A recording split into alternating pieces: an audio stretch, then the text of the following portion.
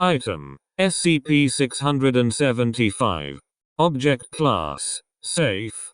Special Containment Procedures: the house containing SCP-675 has been designated Observation Post 9010. One researcher must be stationed within Observation Post 9010 at all times. Monitoring of SCP-675 is to be undertaken in 30-day shifts. No researcher may return to Observation Post 9010 before a minimum of 6 shifts have passed. All researchers assigned to SCP-675 must undergo mandatory psychological screening prior to and after a completed shift in SCP-675. All researchers monitoring SCP-675 must record any and all observations on an audio recorder.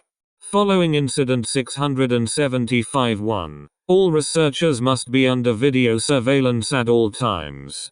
Description: SCP-675 is a standard window and frame found in the northwest portion of Observation Post 9010, in the living room area.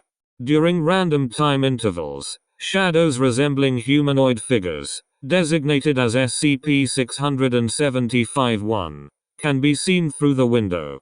These shadows are visible at all times of the day and night, and are seen to be visually distinct from normal nighttime darkness. These instances are only visible from within Observation Post 9010. It is currently hypothesized that SCP-675-1 instances are trans-dimensional beings, and that SCP-675 functions similarly to SCP-1278 and SCP-1288 as a means of viewing them. In order to aid in observation, a thin screen has been attached over SCP-675.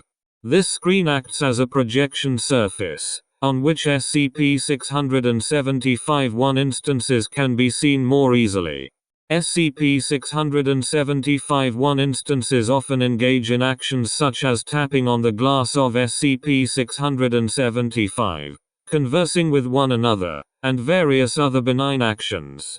These are to be considered normal, and as of yet, SCP-675-1 instances have never engaged in any hostile actions. SCP-675's secondary anomalous effect is a hallucinogenic effect manifesting in individuals who remain in Observation Post 9010 for longer than approximately 45 days. Subjects who remain in the proximity of SCP-675 for longer than approximately 45 days become convinced of the malevolent nature of SCP-675-1 instances. The longer that subjects are exposed to SCP-675, the more extreme these hallucinations become. Subjects report that SCP-675 is a gateway to another dimension that is populated by SCP-675-1 instances, and that these instances seek to invade this dimension and cleanse it.